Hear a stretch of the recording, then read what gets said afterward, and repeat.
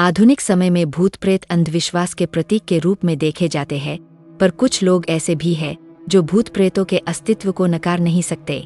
कुछ लोग पढ़े लिखे, जिन्हें भूत प्रेत पर पूरा विश्वास होता है, वे भी इन आत्माओं के अस्तित्व को नकार जाते हैं, क्योंकि उनको पता है कि अगर वे किसी से इन बातों का जिक्र किए तो सामने वाला भी, चाहे भले इन बातों को मानता हो, पर वह यही बोलेगा, पढ़े लिखे होने के बाद भी आप ये कैसी बातें कर रहे हैं।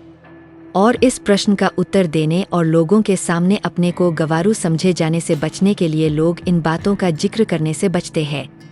मैं आज यहाँ 2 वृत्तांत का वर्णन करूँगा, जिसको सुनने पढ़ने के बाद आपको क्या लगता है, अवश्य बताएं। खैर, मैं भी तो भूत प्रेत को नहीं मानता, पर कभी कभी कुछ ऐसी घटनाएं घट जाती है कि भूत प्रेत के अस्तित्व को नकारना बनावटी लगता है। बात कोई 15 से 16 साल पहले की है। मैं जिस जगह पर काम करता था वहीं पास में एक फ्लैट किराए पर लिया था। इस फ्लैट में मैं अकेले रहता था, हाँ, पर कभी कभी कोई मित्र संबंधी आदि भी आते रहते थे। इस फ्लैट में एक बड़ा सा हाल था और इसी हाल से संबंध एक बाथरूम और रसोई घर। एक छोटे से परिवार के लिए यह फ्लैट बहुत ही अच्छा था, और सबसे खास बात इस फ्लैट की यह थी कि यह पूरी तरह से खुला खुला था। मैं आपको बता दूं कि इस फ्लैट का हाल बहुत बड़ा था और इसके पिछले छोर पर शीशे जड़ित दरवाजे लगे थे, जिसे आप आसानी से खोल सकते थे। पर मैं इस हाल के पिछले भाग को बहुत कम ही खोलता था, क्योंकि कभी कभी भूलवश अगर यह खुला रह गया तो बंदर आदि आसानी से घर में आ जाते थे और बहुत सारा सामान इधर उधर कर देते हैं।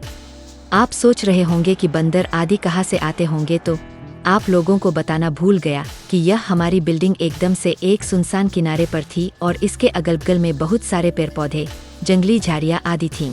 अपने फ्लैट में से नीचे झांकने पर सांप आदि जानवरों के दर्शन आम बात थी। एक दिन शाम के समय मेरे गांव का ही एक लड़का, जो उसी शहर में किसी दूसरी कंपनी में काम करता था, मुझसे मिलने आया।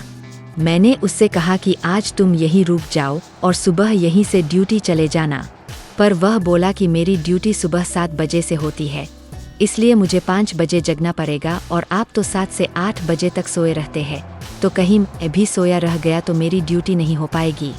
इस पर मैंने कहा कि कोई बात नहीं, एक काम करते हैं, 4 बजे सुबह का अलार्म लगा देते हैं और तू जल्दी से जगकर अपने लिए टिफिन भी बना लेना, पर हाँ, एक काम करना, मुझे मत जगाना। इसके बाद वह रहने को तैयार हो गया। रात को खा पी कर लगभग 11:30 तक हम लोग सो गए। हम दोनों हाल में ही सोए थे। मैं खाट पर सोया था और वह लड़का लगभग मेरे से 2 मीटर की दूरी पर चटाई बिछाकर नीचे ही सोया था।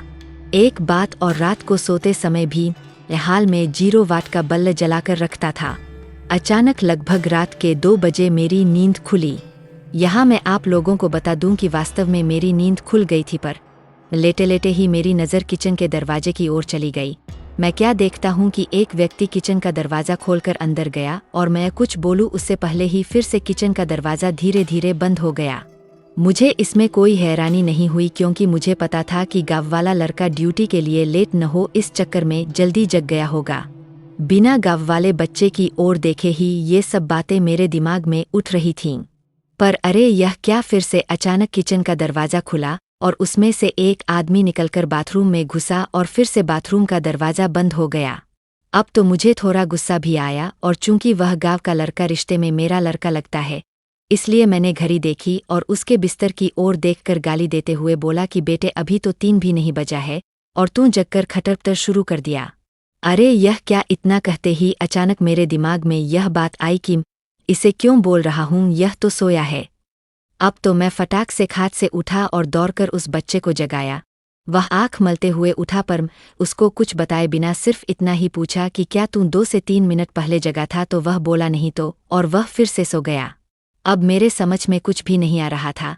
मैंने हाल में लगे ट्यूब को भी जला दिया था। अब पूरे हाल में पूरा प्रकाश था और मेरी नज़रें अब कभी बाथरूम के दरवाजे पर तो कभी किचन के दरवाजे पर थीं, पर किचन और बाथरूम के दरवाजे अब पूरी तरह से बंद थे। अब हिम्मत करके उठा और धीरे से जाकर बाथरूम का दरवाज़ा खोला। बाथरूम छोटा था और उसमें कोई नहीं दिखा। इसके बाद मैं किचन का दरवाज़ा खोला और उसमें भी लगे बल्ब को जला दिया, पर वहाँ भी कोई नहीं था। अब मैं क्या करूँ? नींद भी एकदम से उड़ चुकी थी। इस घटना का जिक्र मैंने किसी से नहीं किया। मुझे लगा यह मेरा वहम था और अगर किसी को बताऊंगा तो कोई मेरे रूम में भी शायद आने में डरने लगे। इस घटना को बीते लगभग 1 महीने हो गए थे और रात को फिर कभी मुझे ऐसा अनुभव नहीं हुआ। एक दिन मेरे गांव के 2 लोग हमारे पास आए। उनमें से एक को विदेश जाना था और दूसरा उनको छोड़ने आया था। वे लोग रात को मेरे यहाँ ही रुके थे और उस रात अपने एक रिश्तेदार से मिलने चला गया था और रात को वापस नहीं आया। सुबह सुबह जब मैं अपने रूम पर पहुंचा तो वे दोनों लोग तैयार होकर बैठे थे और मेरा ही इंतजार कर रहे थे। ऐसा लग रहा था कि वे बहुत ही डरे हुए और उदास हों। मेरे आते ही वे लोग बोल पड़े कि अब हम लोग जा रहे हैं। मैंने उन लोगों से पूछा कि फ्लाइट तो कल है, तो आज की रात आप लोग कहाँ ठहरेंगे? उनमें से एक ने बोला रोड पर सो लेंगे पर इस कमरे में नहीं। अरे अब अचानक मुझे 1 महीना पहले घटित घटना याद आ गई। मैंने सोचा तो क्या इन लोगों ने भी इस फ्लैट में किसी अजनबी आत्मा को देखा? मैंने उन लोगों से पूछा कि आखिर बात क्या हुई तो उनमें से एक ने कहा कि रात को कोई व्यक्ति आकर मुझे जगाया और बोला कि कंपनी में चलते हैं। मेरा पर्स वहीं छूट गया है। फिर मैं थोड़ा डर गया और इसको भी जगा दिया। इसने भी उस व्यक्ति को देखा। वह देखने में एकदम सीधा साधा लग रहा था और शालीन भी। हम लोग एकदम डर गए थे क्योंकि हमें वह व्यक्ति इसके बाद किचन में जाता हुआ दिखाई दिया था और उसके बाद फिर कभी किचन से बाहर नहीं निकला और हम लोगों का डर के मारे बुरा हाल था। हम लोग रात भर बैठकर हनुमान का नाम जपते रहे और उस किचन के दरवाजे की ओर टकटकी लगाकर देखते रहे पर सुबह हो गई है और वह आदमी अभी तक किचन से बाहर नहीं निकला है। अब तो मैं भी थोड़ा डर गया और उन दोनों को साथ लेकर तेजी से किचन का दरवाज़ा खोला पर किचन में तो कोई नहीं था। हाँ, पर किचन में गौर से छानबीन करने के बाद हमने पाया कि कुछ तो गड़बड़ है। जी हाँ, दरअसल फ्रिज खोलने के बाद हमने देखा कि फ्रिज में लगभग जो 1 किलो टमाटर रखे हुए थे वे गायब थे और टमाटर के कुछ बीज, रस आदि वहीं नीचे गिरे हुए थे और इसके साथ ही किचन में एक अजीब गंध फैली हुई थी। खैर पता नहीं यह हम लोगों को वहम था या वास्तव में कोई आत्मा हमारे रूम में आई थी। मैंने इससे छुटकारा पाने के लिए उस फ्लैट को ही चेंज कर दिया और दूसरे बिल्डिंग में आकर रहने लगे।